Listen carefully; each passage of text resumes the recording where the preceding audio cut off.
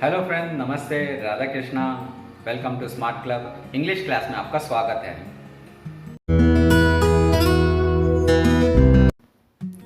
Hello, welcome to smart club. देखिए friends, English बोलने के लिए ये बहुत ज़रूरी है कि हम अपने एक्सप्रेशंस उसी तरह एक्सप्रेस कर पाएँ जब हम हिंदी बोलते समय करते हैं।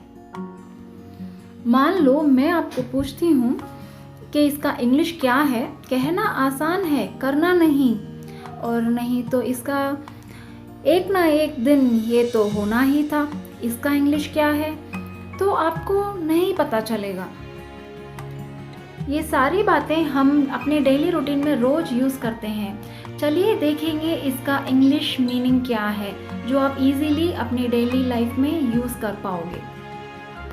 आज मैं आपको ऐसे इंग्लिश के 10 फ्रेजेस बताने वाली हूँ जो आपको घर में, आपके ऑफिस में, आपके दोस्तों के साथ आपको रोज़ काम आने वाले हैं। तो चलिए स्टार्ट करते हैं। हमारा पहला एक्सप्रेशन है it is easier said than done. मतलब कहना आसान है, करना नहीं। इसको इंग्लिश में बोलेंगे it is easier said than done. मतलब कहना आसान है, करना नहीं। फॉर एग्जाम्पल के लिए देखते हैं, घर खरीदना कहना आसान है पर करना नहीं, तो उसको इंग्लिश में कैसे बोलेंगे? Buying a house is easier said than done. बोलना आसान है, करना नहीं। एक और एग्जाम्पल देखते हैं, बीवी को खुश रखना कहना आसान है, करना नहीं।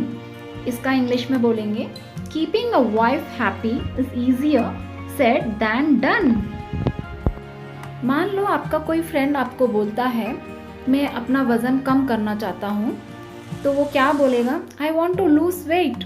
तो उसके रिप्लाई में आप क्या बोल सकते हो? It is easier said than done. भैया बोलना आसान है, करना नहीं। अभी आप भी कोई ऐसा सेंटेंस बोलिए और प्रैक्टिस कीजिए। हमारा सेकंड एक्सप्रेशन है कम व्हाट में। इसका हिंदी का मतलब है चाहे कुछ भी हो जाए। इसको हम इंग्लिश में कैसे बोलेंगे? कम व्हाट में। एग्जाम्पल के तौर पर अगर आप बोलते हैं मैं तुम्हारा साथ दूंगा चाहे कुछ भी हो जाए, तो इसको इंग्लिश में कैसे बोलेंगे? I will stand by you come what may. एक और एग्जाम्पल देखते हैं, मुझे एग्जाम में पास होना ही है चाहे कुछ भी हो जाए, तो इसको हम इंग्लिश में कैसे बोलेंगे? I have to pass the exam come what may. एक और एग्जाम्पल देखते हैं, अपनी दवाई मत मिस करना चाहे कुछ भी हो जाए, तो इसको हम इंग्लिश में कैसे बोलेंगे? चलिए आप बोल के दिखाइए। ठीक है, मैं बोलती हूँ, don't miss your medicine come what में। हमारा थर्ड एक्सप्रेशन है last but not the least. ये एक्सप्रेशन आपने कहीं ना कहीं तो ज़रूर सुना होगा, याद कीजिए। अच्छा, मैं बता देती हूँ, ये एक्सप्रेशन आपने मोस्टली रियलिटी शोज़ में, टीवी शोज़ में ज़रूर सुना होगा।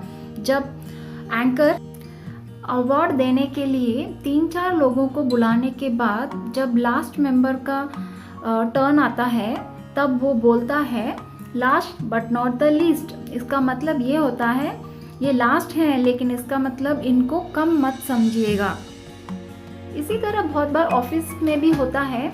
मानिए आपका बॉस जब 4-5 लोगों की प्रेजेंटेशन हो चुकी है और कोई आखिरी में बचा है, तो उसको बुलाने के लिए वो यही यूज़ करते हैं mostly, last but not the least. एक और एग्जाम्पल देखते हैं, जैसे कि मेरी तो इस घर में कोई वैल्यू ही नहीं है, तो उसको इंग्लिश में कैसे बोलेंगे?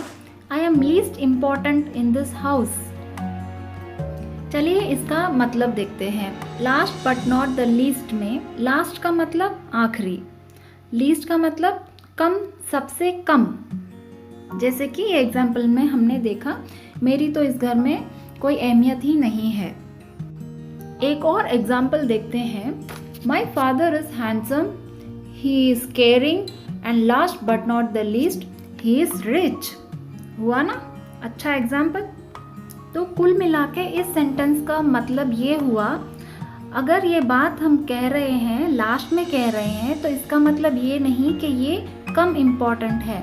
न्यूज़पेपर में भी जो जो इम्पोर्टेंट न्यूज़ होती है जो फर्स्ट पेज में आती है, बाकी की information second, third, fourth page में रहती है। इसी तरह, लेकिन इसका ये मतलब नहीं कि वो इम्पोर्टेंट नहीं है। इसलिए जब कोई ये कहता है last but not the least, तो इसका मतलब ये होता है इस आखिरी इंसान को या इस आखिरी पॉइंट को बाकियों से कम ना समझा जाए। चलिए आगे बढ़ते हैं। हमारा फोर्थ एक्सप्रेशन है गुड रिडंस। रिडंस का मतलब है चलो पीछा छूटा। रिडंस वर्ड बना है इंग्लिश के वर्ड रिड से, मतलब दूर हटाना। Example, get rid of this car. अगर कोई कार पुरानी हो गई है तो उसके बारे में आपके दोस्त जैसे बोलते हैं इससे अब तो पीछा छोड़ो, तो उसको ऐसे बोलते हैं get rid of this car. मानिए आपके घर में बहुत सारा कबाड़ी का सामान पड़ा है, वेस्ट सामान पड़ा है, और उससे आपने कबाड़ी वाले को दे दिया, तो आप मन में सोचते हो अच्छा हुआ निकला, गुड रिडेंस। इसी तरह कोई आपका पकाऊ दोस्त, कोई दूर का रिश्तेदार, कोई दुश्मन, उससे पीछा छूटता है तो आप बोलते हो अच्छा हुआ पीछा छूटा, good riddance. Fifth expression, you are kidding me. इसका मतलब तुम मेरे साथ मजाक कर रहे हो। जब हमें सामने वाले की बात हजम नहीं होती तो हम कहते हैं मजाक कर रहे हो, और इंग्लिश में कहते हैं यू आर किडिंग मी।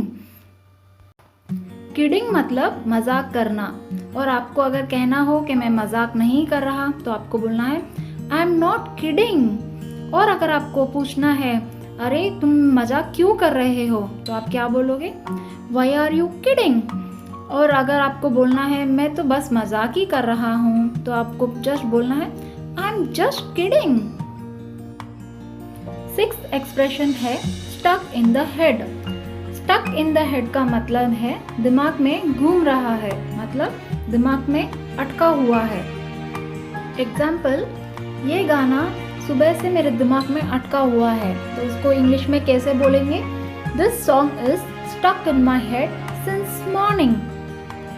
एक और एग्जाम्पल, तुम्हारी मीठी आवाज़ मेरे दिमाग में घूम रही है, तो उसको इंग्लिश में कैसे बोलेंगे, your sweet voice is stuck in my head. इसका मतलब है कब से। कब से का मतलब ये क्वेश्चन नहीं है, मतलब है न जाने कब से। चलिए बढ़ते हैं सेवेंथ एक्सप्रेशन की तरफ। सेवेंथ एक्सप्रेशन है sooner or letter. Sooner or letter का मतलब है कभी ना कभी, मतलब एक ना एक दिन। एग्जाम्पल, कभी ना कभी सच सामने आ ही जाएगा, उसको इंग्लिश में कैसे बोलेंगे, sooner or later the truth will come out. कभी ना कभी तुम्हें शादी करनी पड़ेगी, उसको इंग्लिश में कैसे बोलेंगे, sooner or later you will have to get married. एक और एग्जाम्पल देखते हैं, कभी ना कभी तुम पकड़े जाओगे, sooner or later you will get caught. Eighth expression, I have to say. कभी कभी हम किसी की बात से इम्प्रेस हो जाते हैं, जैसे कि किसी के पढ़ाने के तरीके से, तो क्या कहेंगे, भाई कहना पड़ेगा तुम पढ़ाते बहुत अच्छा हो। कहना पड़ेगा या मानना पड़ेगा, इसको हम इंग्लिश में बोलते हैं आई हैव टू से। कहना पड़ेगा कम तुम भी नहीं हो, तो इंग्लिश में बोलेंगे I have to say you are no less. Ninth expression है if that is the case. That is को दैट्स भी बोल सकते हैं। इसका मतलब है अगर ऐसी बात है तो। चलिए एक एग्जाम्पल से इसको समझते हैं। मान लो कोई एम्प्लॉई अपने बॉस को फ़ोन करके बोले कि सर आज मेरी बाइक ख़राब है, मैं ऑफिस नहीं आ सकता। आगे से बॉस कहे अगर ऐसी बात है तो मैं कैब भिजवा सकता हूँ, तो इंग्लिश में बोलेंगे if that's the case I can send a cab. अगर आप अपनी मम्मी को कहो आज मेरी तबीयत ख़राब है, तो मम्मी कहेंगी ऐसा है तो आज काम पे मत जाओ, तो इंग्लिश में कैसे बोलेंगे if that's the case don't go to work today.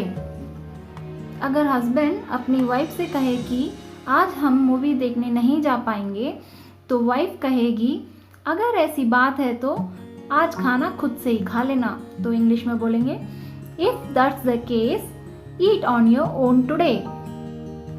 10th expression. Is it just me? क्या ऐसा सिर्फ मुझे ही लग रहा है? इस एक्सप्रेशन को हम जब यूज़ करते हैं जब हम सामने वाले से ये कंफर्म करना चाहते हैं कि ऐसा सिर्फ मुझे ही लग रहा है या तुम्हें भी। क्या सिर्फ मुझे ही ठंड लग रही है या आपको भी? तो इसको इंग्लिश में ऐसे बोलेंगे, इज इट जस्ट मी और you are also feeling cold? Is it just me और you also think that this video was good? इस वीडियो को अगले 5 दिनों में 2 और 3 बार ज़रूर देखना और सेंटेंस को प्रैक्टिस करना और साथ साथ बोलना। मैं आपके लाइक्स और कमेंट्स का इंतज़ार करूँगी और मिलूँगी नेक्स्ट वीडियो में कुछ इंटरेस्टिंग इंग्लिश लेसन्स के साथ। अगर आप इस चैनल में नए हैं तो मेरे चैनल को सब्सक्राइब कीजिए, लाइक कीजिए और शेयर कीजिए। Thank you, bye bye.